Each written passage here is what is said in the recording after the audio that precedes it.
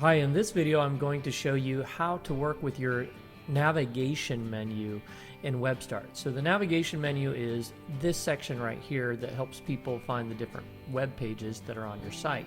By selecting the navigation menu, you can begin to make some changes to it. One of the most obvious changes, of course, is to use the handlebars to resize that menu. Now, there's a few other things you can do with the menu as well, and I'll show those to you now. Click on the settings cog, and one of the things you'll see is you can change your menu from a horizontal to a vertical. Now, vertical doesn't really work with this particular website, so I'm going to leave it horizontal. But in the case that you need to run a menu down the side of your website, vertical works out great. The next thing you see here is a checkbox that says menu always on top.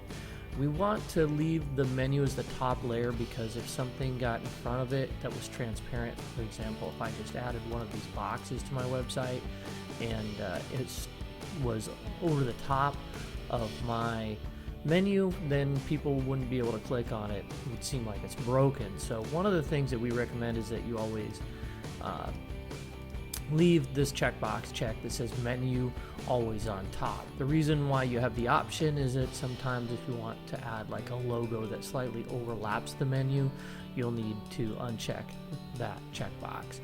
The next checkbox says equal width menu tabs, and what this means is that the spacing of each menu tab, if you have a menu tab style, it's a little more obvious, will be equal. So let's change that for this example. If I click non-equal menu tabs, then the tab with the longer name, for example here contact, will actually begin to get slightly longer than or wider than the other tabs. So you can see here home and about and contact all have slightly different widths depending on the length of the name of the page. So hopefully that's easy to understand, but I like to leave all of my tabs equal width regardless of the name that's inside. And if my name of a page gets too long, I just choose something shorter. The other option is stretch menu tabs. If that's unchecked, then your menu tabs will be piled up to the left.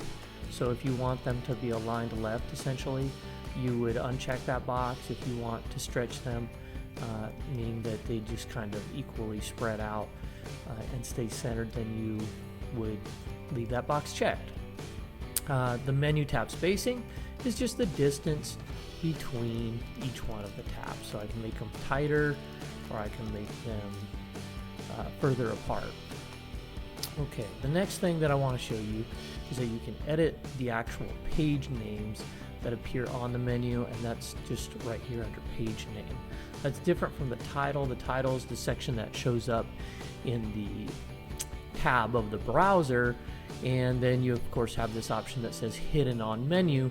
So let's say, for example, I want my contact page to not be displayed on my menu. I would check that and then click save, and you can see that my contact page has been removed from my menu.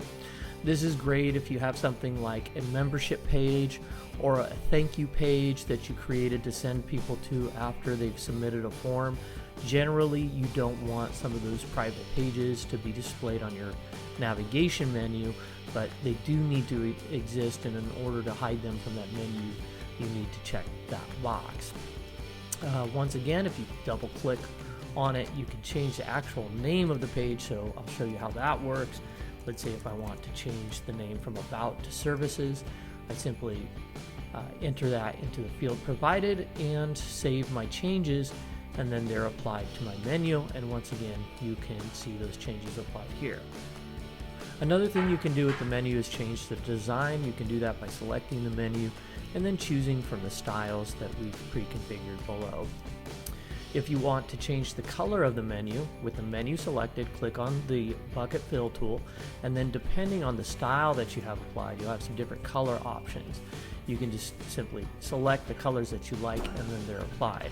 Let me show you what that looks like if I choose the first effect. For example, I have lots of options here. I've got my text color, background color, which is black, my text color when I hover my mouse, the background color when I hover my mouse, which I'm going to show you how that works. And I even have the text color when my menu is in the selected state, and also the background color when it's in the selected state. So for this demo, I will show you what that looks like. So when I hover, I get that bright orange. When it's selected, I have the Mandarin, and then the standard background is black. You can always choose to remove a color altogether if you'd like your menu to be somewhat transparent. So for example, if I wanted to take away that black background, I could do that. And don't forget to get used to using the undo and redo tools if you ever want to return to a previous state. Well, that concludes this video on how to work with your website navigation menu. Don't forget to visit webstarts.com to create your very own free website and see more helpful videos like this.